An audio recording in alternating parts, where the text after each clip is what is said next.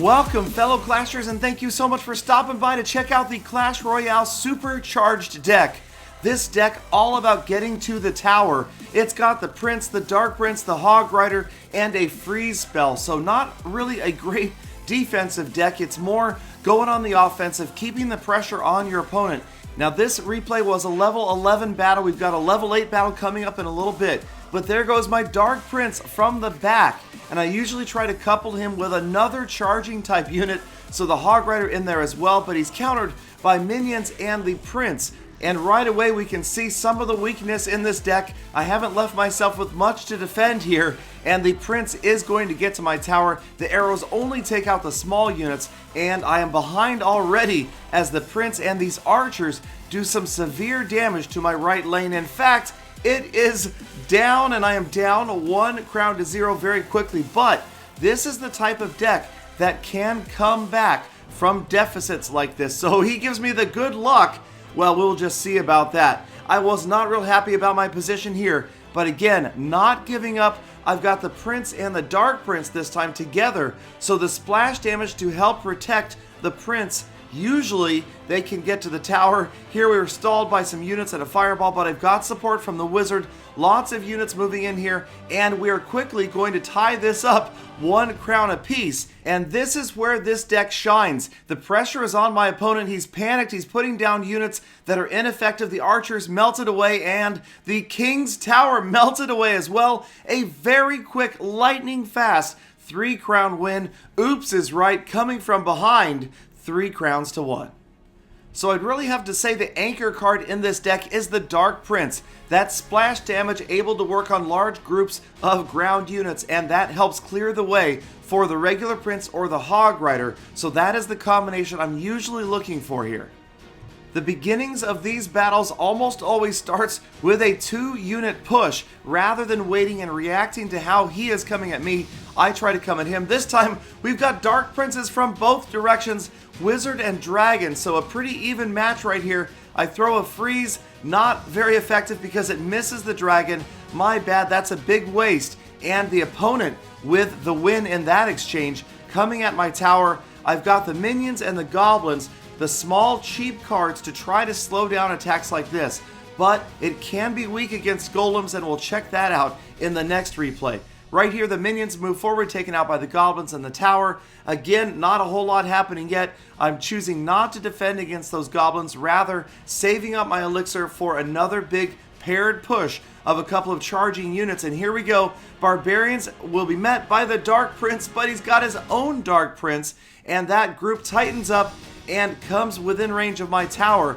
But the victor is again the opponent, whose Dark Prince gets to my tower. Finally, my wizard takes him down and moves forward. Now the wizard, I try to pair him with the Hog Rider. Again, sending in just 1 unit by himself isn't going to be very effective. You can see a couple of units here. The Hog Rider does get some good damage in on that tower, and the wizard, a couple of great shots right here. A lot of health off that dragon, and 2 of the 3 goblins out of the way. These minions finish them off, and we are back into reset. No units on the battlefield, 1:18 to go. So again, waiting for my elixir to charge up so that I can charge forward. I've got the Prince and the Dark Prince both ready. So again, I will start from the back. Now right here, I drop the Prince the same time as he drops his Barbarians, but the Dark Prince in front, and he will charge forward, work on those Barbarians. That will protect the Prince. The free spell looks good until he mirrors Barbarians in behind. Now he's got a Dark Prince of his own. I've got Goblins working on the Barbs, all sorts of units, and for a moment it looks like I've got the upper hand, but they don't quite get there. He drops another Prince, and that prevents my units from getting to the tower. Wizard, Dragon, another Hog Rider, keeping the pressure on. And finally, I'm going to get the Hog Rider to the tower with the use of the freeze spell. And that is all I'm going to need, just long enough for the Hog Rider to take that tower down. And now it's just a matter of holding him off until time runs out. The Goblin Barrel, the Barbarians on the approach, but luckily I've got the Minions, I've got the Goblins as well, and that clears out that area. Looking good, 10 seconds remaining, and I'm just barely going to eke out the victory on this one. The key to this battle being that freeze spell that stopped those Barbarians, gave the lone Hog Rider time to get in there and get that tower down. So we will move on to the third battle, and this one will be played with my level 8 account. So lower level cards facing another level 8 player, but the exact same deck as before with the Prince, the Dark Prince, and the Hog Rider. And right away, I've got the Prince and the Hog Rider ready. And my opponent, well, apparently he recognized me, I'm assuming. He also has a very suspicious name that ends in $15. So he's busy saying, wow, I'm busy figuring out how to get to the tower. The minions first, and then the Prince Dark Prince combination charging in right away. They should work to take down that witch, and they do. They get right on top of the tower. Again, with that splash damage, it works out well. Poison spell from him, freeze spell from me, and in just over 40 seconds into this battle, I'm going to take his first tower down for a 1-0 lead. But again, this is not a great defensive deck. So sometimes you can come back from behind like in the first battle, or in this case, despite the 1-0 lead so early into the battle, it is critically important to keep the pressure on, especially against a deck like this, Elixir Collector and the Golem. And that is bad news. I do not have any structures whatsoever to counter that Golem.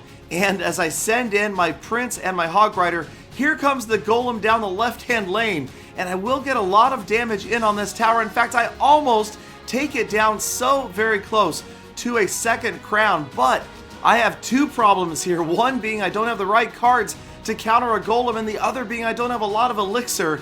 The wizard is really all I can do, and right here, the goblins would have gone down, the minions would have gone down immediately, arrows pretty much useless, so I choose to freeze, knowing that I'm probably going to lose this tower, but at least, hopefully, not get 3 crowned. And that is going to be the key, preventing the 3 crown loss right here, so that I can either take out his second crown tower or go after his king for the 3. He's got a lot of units moving in on me here.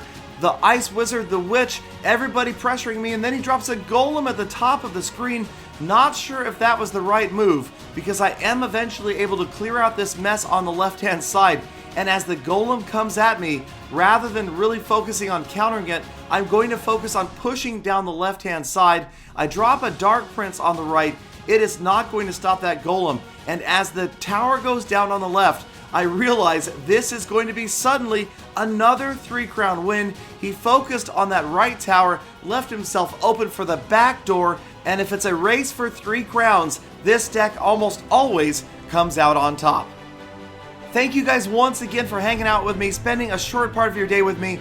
I promise to try to get my voice back to 100%. In the meantime, please do check out my other videos, subscribe for early balancing, update, and sneak peek information, and of course, get out there and make every attack a full attack.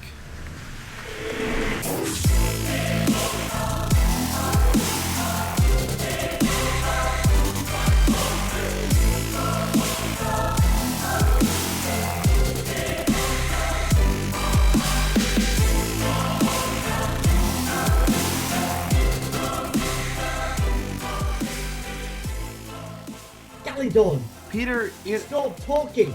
you know what? Okay, you're right. You're right.